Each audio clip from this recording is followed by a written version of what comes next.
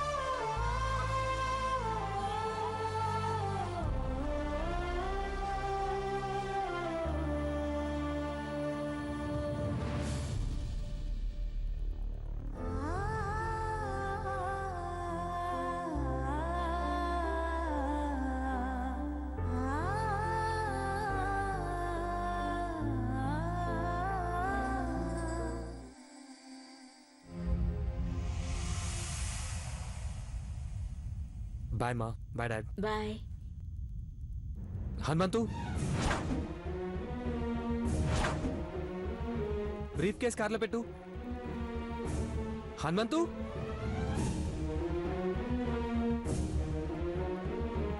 Hanumanthu.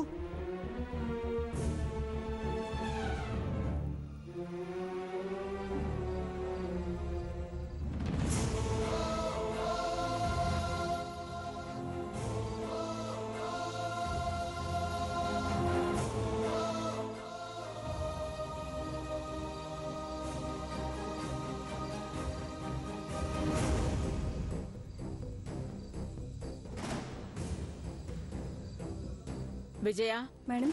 Driver రాముని car తీయమని చెప్పు. Okay ma'am. వద్దు మామ్, నేనే డ్రైవ్ చేస్తాను. బాయ్.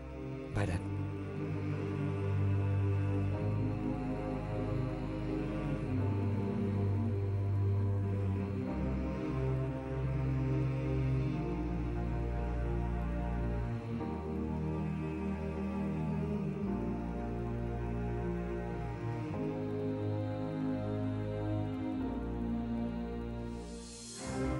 నాన్న, పెద్దబాబు నిన్ను చూశారు కదా, ఖచ్చితంగా కారు ఆపుతాడు చూడు. ఎందుకు? బస్టాండ్ లో దింపనికా? కాదురా, నాన్నంటే పెద్దబాబు గారికి చాలా ఇష్టం. మనల్నైనా ఎత్తుకొని ఆడించడో లేదో కాని పెద్దబాబు పెద్దోడయ్యేదాకా ఆలన పాలన అన్నీ మనయ్యే చూసుకున్నాడు కదా నాన్న? అవునమ్మా. డ్రైవింగ్ కూడా నువ్వే నేర్పించావు కదూ? నాన్న, వచ్చేస్తున్నాడు. కారాపి నిన్ను పోవద్దంటాడు చూడు.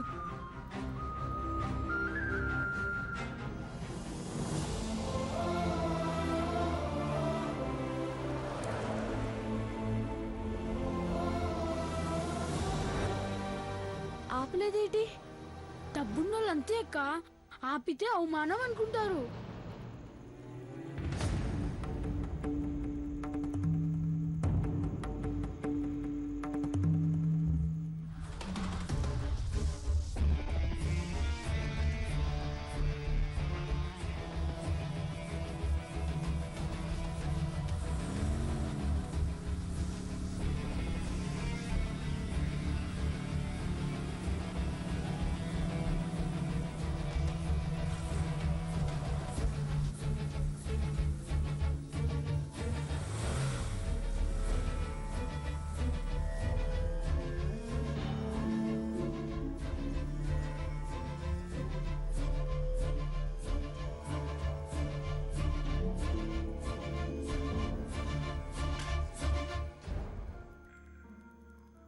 వెళ్తున్నావా హనుమంతు? వెళ్ళిపోతున్నాం బాబు. ఏ అవసరం వచ్చినా నాకు ఫోన్ చేయి.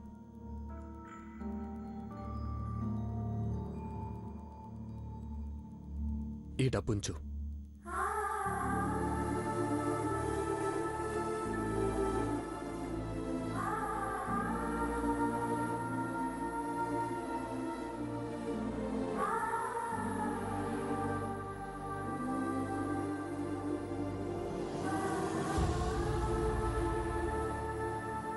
పెద్దబాబు గారు ఒక్క నిమిషం.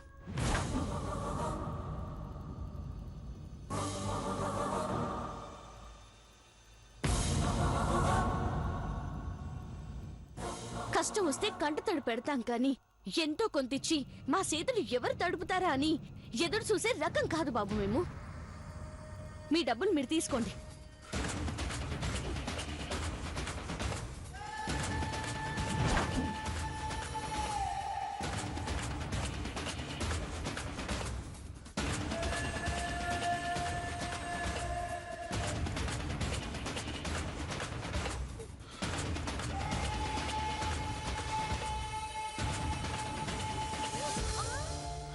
మీరు ఊరు వెళ్ళడానికైనా పనికొస్తాయనుకున్నాను. మీ పనులే కాదు, మీ ప్రేమను కూడా పంచుకున్న పనోళ్ళని పంపించడానికి అంత డబ్బు అవసరం లేదు బాబు గారు. మా నాన్న దగ్గర 1000 రూపాయలున్నాయి. మీకు దూరంగా వెళ్ళిపోనికి ఆ మాత్రం చాలు.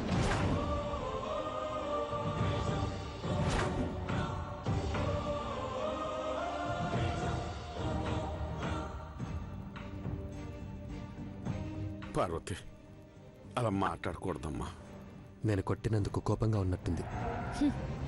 పగలు కొట్టిన కాస్ట్లీ గిఫ్ట్ ను తిరిగిచ్చే స్తోమత గనక మాకుంటే నా మీద సైజ్ వేసుకునేవారా పెద్దబాబు గారు?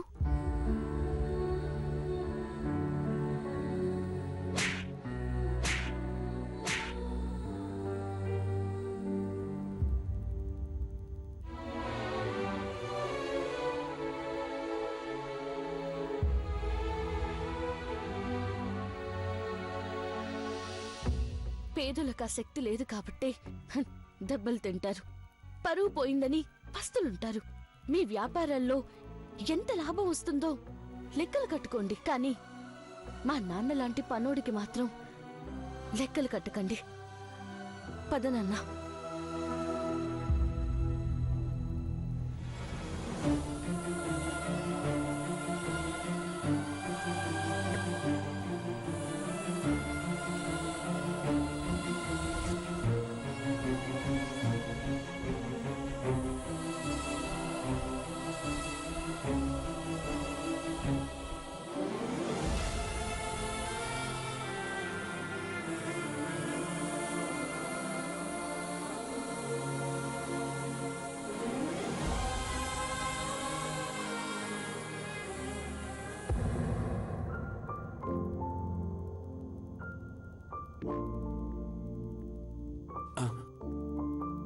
ఒక్క నిమిషం పార్వతి.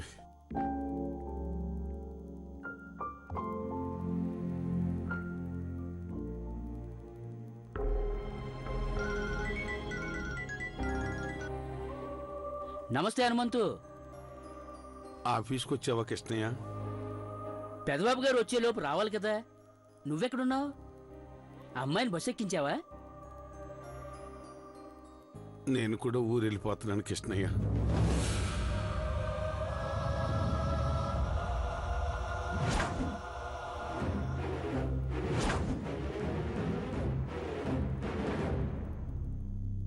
అదేంటి హనుమంతు, నువ్వు లేకపోతే ఆఫీసులో పెద్దబాబుని ఎవరు చూసుకుంటారు? ఆ బాబు ఎంత పనిలో ఉన్నా భోజనం చేయమని బతిమాలేది నువ్వు అక్కడివే హనుమంతు. వయసులో పెద్దోళ్ళంటే పెదబాబుకి చాలా గౌరవం. నేను లేకపోతే నీ మాట కూడా వింటాడు. ఈ ఆళ్ళకి భోజనం పెట్టు కృష్ణయ్య. పెదబాబు సలనీళ్ళు తాగడం అవి పెట్టొద్దు. సాయంత్రం 4 కాఫీ తాగుతాడు. ఆఫీస్ రోడ్లో ఉండే రంగమ్మ టీ కొట్టు కానించి తీసుకురావాలా. పెదబాబు 10 ఏళ్ళిచ్చి వ్యాపారం చేసుకోమన్నప్పుడు రోజుకో పాలైనా కాఫీ తాగాలని బాబుకాడ రంగమ్మ మాట తీసుకుంది కృష్ణయ్య. నువ్వు మర్చిపోకు. అలాగే హనుమంతు. అప్పుడప్పుడు ఫోన్ చేస్తుంటాలే కృష్ణయ్య. ఉంటాను. సరే, జాగ్రత్తగా వెళ్ళండి. భగవంతుడు మిమ్మల్ని చల్లగా చూస్తాడు.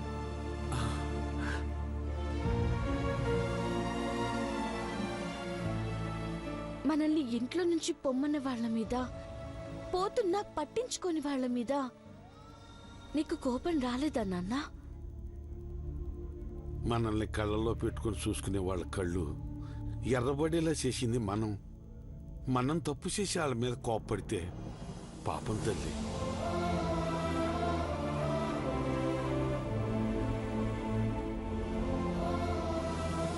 పదమ్మా.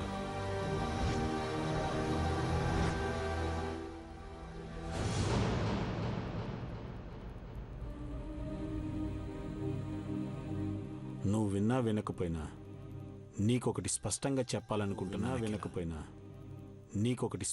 చెప్పాలనుకుంటున్నాను అఖిల. హనుమంతు మనల్ని నమ్ముకొని బతికాడు, మన కోసమే బతికాడు. పెళ్ళాం బిడ్డలకి దూరమైన వాడు చెడు అలవాట్లకి దగ్గరవుతాడు. కానీ నేను రాములోరికి సీతమ్మ వారికి దగ్గరయ్యానని వినమ్రంగా చెప్పుకునేవాడే హనుమంతు. వాడి కూతురు తెలియక చేసిన పొరపాటు వల్ల వాడు మనకు దూరం అవడం ఏం బాగాలేదు. డబ్బులిస్తే పనివాళ్ళు వందలు వస్తారు, కానీ లక్షలు పోసిన విశ్వాసాన్ని కొనలేం. తర్వాత నీ ఇష్టం. ఆవుతో కపామంటూ సాక్ష్యమివ్వగలవు, పొదుగులోంచి గరళాన్ని పిండి చూపగలవా, ఇంటి నుంచి వెలివేసి వెళ్ళగొట్టగలవు, మనసులోని నా రూపం చెరిపి వేయగలవా, అంతరాత్మ నాడు నిన్ను నిలదీసేన నేరం ఏమిటని, నా నేరం ఏమిటని.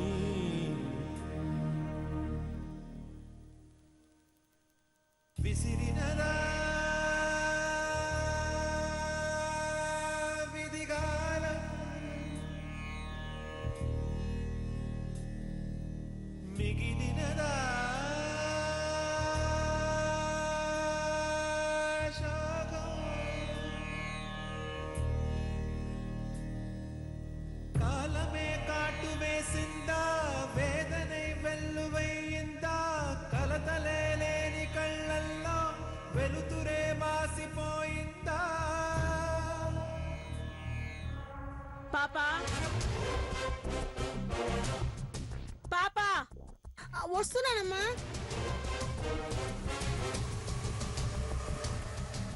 అమ్మా, హనుమంతుని వెనక్కి రమ్మన్నానని చెప్పు.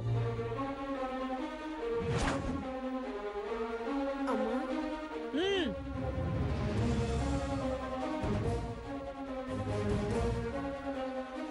అలాగేనమ్మా.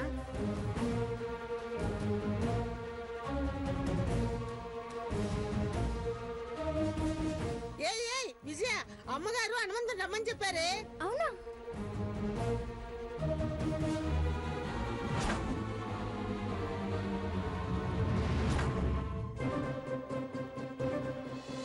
శ్యాంబాయ్,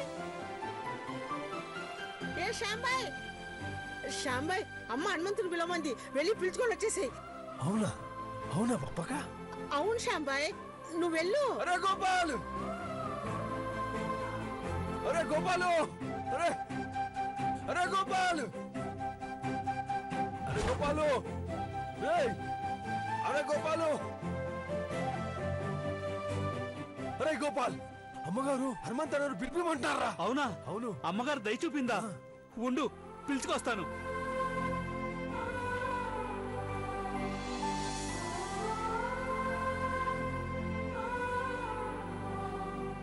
హనుమంతన్నా, హనుమంతన్నా, ఆగన్నా, ఆగన్నా, హనుమంతన్నా, హనుమంతన్నా, హనుమంతన్నా, హనుమంతన్నా, హనుమంతన్నా. అమ్మగారు, అమ్మగారు నిన్ను పిలుస్తున్నారనా?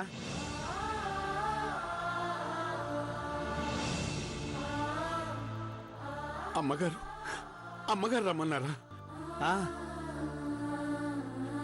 పదమ్మ వెళదాం, పద.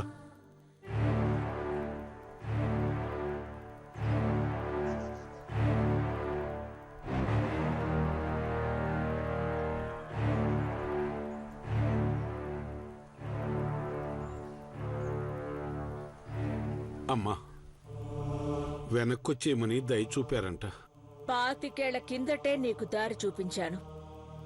పార్టీలో నీ కూతురు చేసిన తప్పుకి శిక్షగా నీ దారి నువ్వు చూసుకుని వెళ్ళిపోతాను అంటే హనుమంతు ఏమయ్యాడు అని అడిగే వాళ్ళందరికీ నేను సమాధానం చెప్పలేను.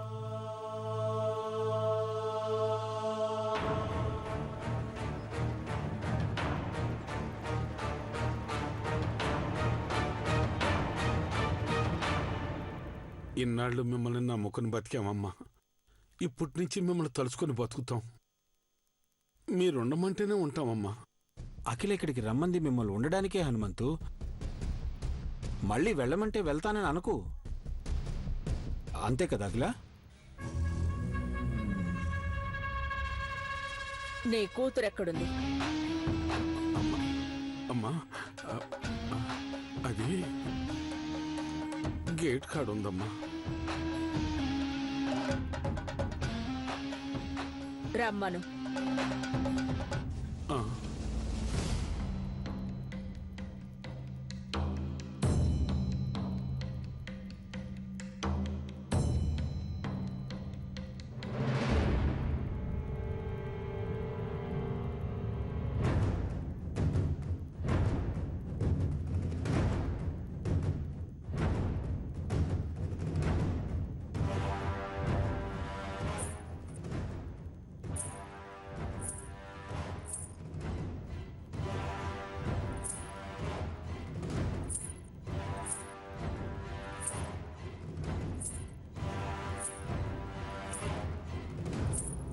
హ్మ్.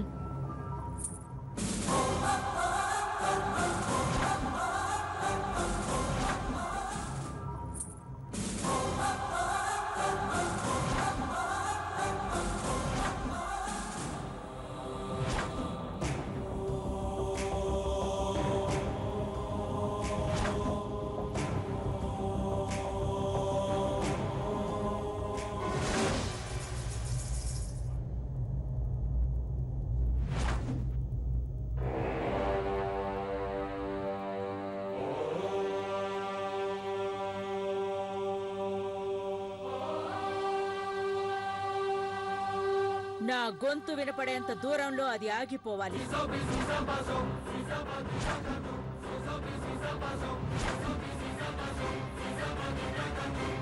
వినపడుతోందా?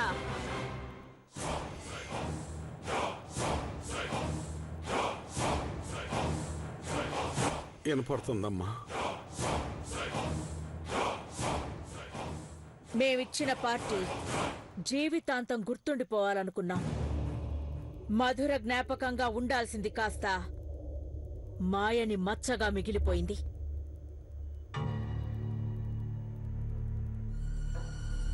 పోనీ జరిగిదేదో జరిగిపోయింది అని సమర్థించుకోవడంలో అర్థం లేదు. కోట్లు పోయినా లెక్క చేయను కాని మా మర్యాదకి తూట్లు పడే పరిస్థితి తెస్తే మాత్రం భరించలేను. ఆ ఒక్క విషయంలోనే నాకు ఓపిక ఉండదు. అర్థమవుతోందా?